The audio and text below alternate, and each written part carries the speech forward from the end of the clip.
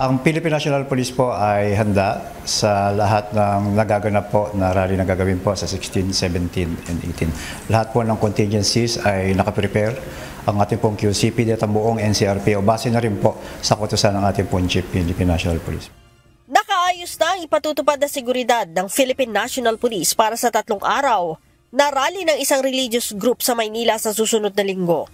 Ayon kay PNP Public Information Office Chief Police Brigadier General Randolph Tuanyo, kabilang sa kanilang pinaghahandaan ang posibleng panggugulo ng ilang grupo kagaya ng nangyari noong September 21 protest.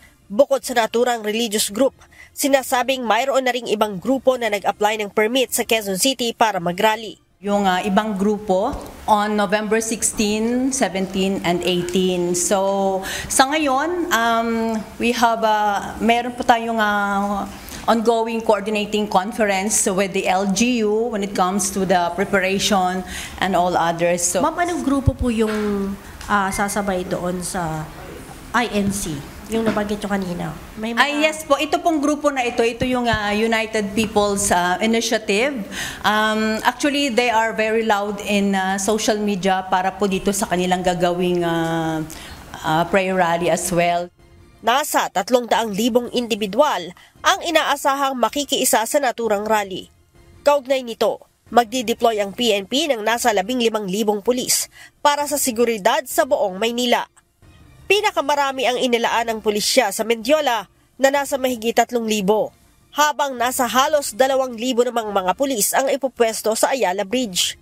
Wala po tayong natatanggap na anuman pong banta, pero kung meron man po, hindi po natin ikikipit balikat ito, magkakaroon po agad tayo ng assessment at evaluation. Ang Manila Police District magpapatupad ng road closure sa paligid ng Rizal Park. Kabilang sa mga isasarang kalsada sa Maynila, ang southbound lane ng Roxas Boulevard mula Katigbak Drive hanggang Pio Campo.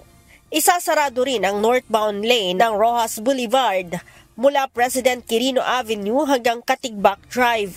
Baging ang southbound lane ng Bonifacio Drive patungo sa Anda Circle hanggang sa Katigbak Drive.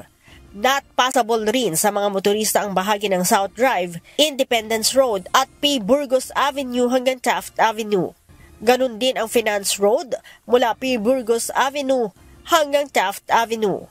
Ang Maria Orosa Street mula Burgos Avenue hanggang Calao Avenue, Taft Avenue hanggang Roxas Boulevard, maging ang Round Table patungo sa Palacio Street at General Luna ay hindi rin madadaanan ng mga motorista. Meron po kaming traffic and parking plan na ilalatag na natin. Hindi lang po namin ipopost po natin ito sa social media natin. At doon po makikita po doon from 16 to 18 po yan. Meron po talaga mga isasaradong mga kalsada. Lalo na po doon sa pinakalugar kung saan gaganapin po yung pagtitipon. Ang sa atin lang po, ipopost po natin ng maaga ito para yung mga kababayan po natin. Alam naman po natin yung araw na yan. Linggo po ito, Linggo, Lunes at Martes. So marami po na rin maapektuhan dyan, lalo na yung may paikot dyan. Sa ngayon, patuloy ang ginagawang pakikipag-usap ng MPD sa mga organizer ng rally para sa mas maayos na pagdaraos ng naturang aktibidad. Una nang inanunsyo ng lokal na pamahalaan ng Maynila na sususpindihin rin muna ang face-to-face classes sa lahat ng pampubliko at pribadong paaralan sa November 17 hanggang 18. Leia Ilagan, UNTV, News and Rescue. Diyos ang aming sandigan, serbisyo publiko ang aming pinahahalagahan.